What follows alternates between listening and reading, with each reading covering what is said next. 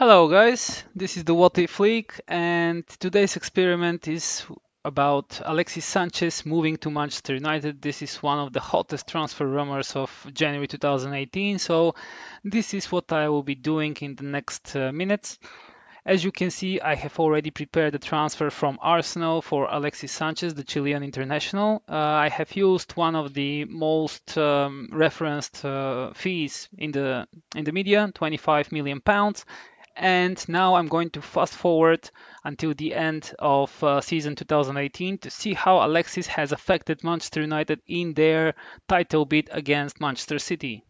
Here we are, 1st of June 2018, and the title has been won by Manchester City by just a single point. So, indeed, the difference between Manchester City and Manchester United was much more significant in January. Manchester United managed to cut this short to only a single point and 14 goals of goal difference. If you check here the goal section, you can see that Alexis Sanchez is third placed in the whole division after Callum Wilson and Christian Benteke, which is quite an interesting turn of events here in this list. But you never know what happens in the game. So let's have a quick look how Manchester United performed and then how Alexis affected their play. You can see that he has become their key player already. Now let's have a look at the tactics screen of Manchester United to see how Alexis Sanchez fitted into their play. We can see that he is being used as a left winger, which means that Anthony Martial and Marcus Rashford probably did not find a lot of play opportunities that season. Other than that, there were no other transfers. Let me have a look. No, there were no other transfers, and this means that Jose Mourinho kept the same team and almost won the title. Just to remind you, 1 point behind Manchester City. Next, let's have a quick look at how Alexis performed during that season. Let's see. He has wonderful stats, but we know that. All right, 7.60. This is a wonderful average rating, especially for a newcomer in a new team. So 15 games in the Premier League, he managed to score 8 goals, 2 assists, and 3 Player of the Match awards. In total, 22 games and 10 goals. So quite impressive performance from Alexis, although I did not expect any less from him, to be honest. Let's also have a quick look at the matches and fixtures list for Manchester United and see how Alexis affected their game. So we can see that in January they beat Burnley 2-1, they beat Millwall. This is the FA Cup, and afterwards they had to play PSG in the Champions League, where they lost the first game home at Old Trafford 0-1, and then won on away goals after defeating Paris Saint-Germain 3-2 at their own stadium after Zlatan Ibrahimovic, the ex-PSG striker, scored 2 goals again. Afterwards, as you can see here, Alexis Sanchez scored the winning goal in the Northwest Derby against Liverpool. Then what happened next? Let's see. Then in the Champions League, they played against Atletico Madrid, where they won twice. Afterwards, in the semis, they got Monaco, which they also managed to defeat with two wins. And in the end, in the final, they won against Real Madrid. Apologies, of course, they did not win. Just looking at it, they lost the final. Mata and Sanchez himself missed penalties in the final of the Champions League, while from Real Madrid only Marcelo missed, which means that the title went to Madrid. And Sanchez was probably quite disappointed with his performance in this game. Let me just have a quick look. Although he was the best player from Manchester United that day, 7.7 rating for the match. He was only topped by Cristiano Ronaldo and Toni Kroos from Real Madrid. Unfortunately for them, they lost and Real Madrid won, brought the title to Santiago Bernabeu. After that, now what I'm going to do, I'm going to fast forward 3 seasons into the future to see the impact of Alexis on the Manchester United team and whether they manage to win any more trophies. So I'll be back in just a second with that. Here we are. This is the year 2021, and now we're going to have a quick look at the Premier League, how things evolved. So last time we left off, Manchester City were champions, 1 point off Manchester United. In the very next season, Chelsea were crowned champions, equal on points with Manchester United. So this was a very close season. Tottenham and Arsenal finishing off the top four. Manchester City dropping down to sixth place. Quite interesting indeed. Season after that, what happened? Manchester United finally managed to get the title. This time they pipped Chelsea to it. They were again equal on points, but 2 goals better. So this brought the title to Old Trafford. Arsenal and Manchester City also equal on points, fourth and third. Now let's see what happened in the very last season. The last season of this save so far brought the title again to Old Trafford. Manchester United crowned champions with 88 points, 3 more than Chelsea runners-up, and Liverpool and Arsenal finishing off the top four. Quickly going to see what happened within the team of Manchester United. We see that Anthony Martial is now their key player. This is no longer Alexis Sánchez. So let's check the tactics screen and what happened here. Fernando Muslera is now the goalkeeper of Manchester United. This means that they probably lost um, David De Gea, and we're going to have a look at the transfer screen as well to confirm that in a second. But also, they have an almost completely new defense. You can see Jose Gaya, Kalidou Koulibaly, and Mario are here.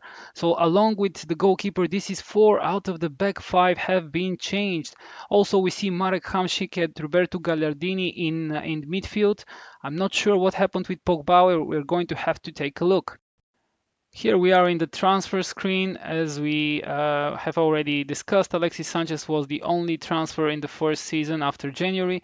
Next season, Fernando Muslera was bought from Galatasaray along Kalidou Koulibaly from Napoli. This is because PSG bought David De Gea. Juan Mata also left the team on a free.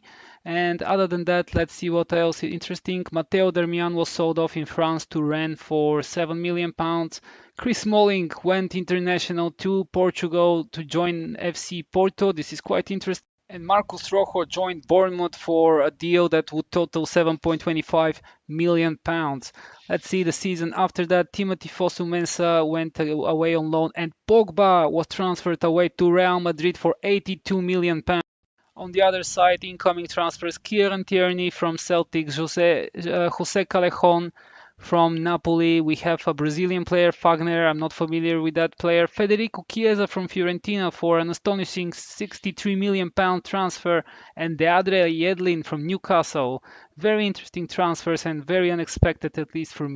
Now going again another season, this is the last transfer window that has happened. We see that Fagner, the Brazilian, has been sold off to West Ham. Let me just go quickly back to see.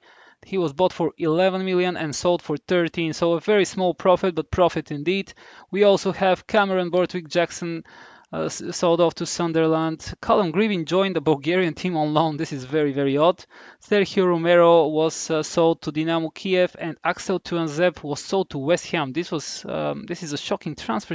Axel Tuanzeb is a very talented young defender. I'm very interested to understand why he was sold off, but unfortunately we probably would never know. On the incoming, you see all the transfers here. Most of them are now in the first team. So let's see how Alexis performed then. If he managed to set the world alight, and what was his average rating during the last 3 seasons. So here we are. This is Alexis Sanchez's profile. From what I can see here, his average rating is quite high, although in the last season he's starting to drop down, but this is probably because of his age. Regardless of that, he's scoring and assisting quite a lot, picking up a lot of Player of the Match awards, and even at 32, he's quite the influential player for the team. So now let's have a quick look at the Champions League and see how Manchester United performed in that competition. Before I do that, I just want to quickly show you what happened in the Europa League. So this is the first season, 2017-18. Juventus won the Europa League, defeating Athletic Bilbao in the final. Juventus also defeated Galatasaray, Dynamo Kiev, and Besiktas on their way to the final, which means that they defeated 2 Turkish teams. Quite an odd circumstance, but nevertheless, they were crowned champions that year. In the next season, Arsenal lost the final of the Europa League to Milan. Milan also defeated Valencia in the semis, Roma in the quarters, and Wolfsburg in the second knockout round.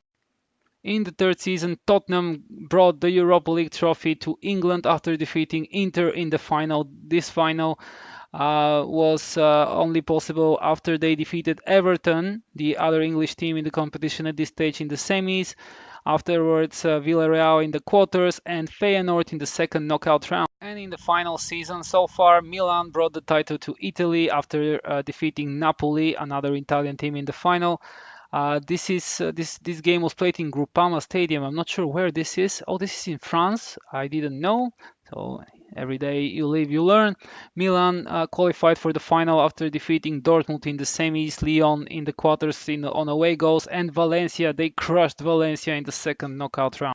Now that we have the Europa League out of the way, let's move on to the Champions League. And we have already seen that Manchester United lost the first final to Real Madrid with Alexis Sánchez and Juan Mata missing the critical penalties. But let's have a look what happened afterward. So in the second season, Manchester City played the final and they lost to Monaco 1-0. Manchester City managed to defeat Barcelona and Manchester United in the quarterfinals. So Alexis Sanchez unfortunately did not get the Champions League title in his second season. Let's see if he managed to do that in the third one. This is season number 3 and the third final. Manchester United lost it again 3-0 against Paris Saint-Germain. Paris Saint-Germain defeated also Chelsea in the semis, Sevilla in the quarters, and Atletico Madrid in the first knockout round, while United defeated Bayern Munich, Milan, and Napoli on their way to the final. And the final season, Real Madrid were crowned champions after defeating Chelsea on penalties. Manchester United bowed out in the first knockout round to Monaco. So, unfortunately for Alexis Sanchez and Manchester United, in this hypothetical scenario, they did not manage to win the Champions League. And to be honest, I am actually willing to go 3 years further into the future to see what happens, but I'll probably do that in another video. So for now, this is it. This is the experiment. What if Manchester United signed Alexis Sanchez? Don't forget to check out my channel and subscribe if you want to receive notifications for my new videos. If you like this video, please do hit the like button and let me know in the comments what would you like to see next. Thank you and until the next time.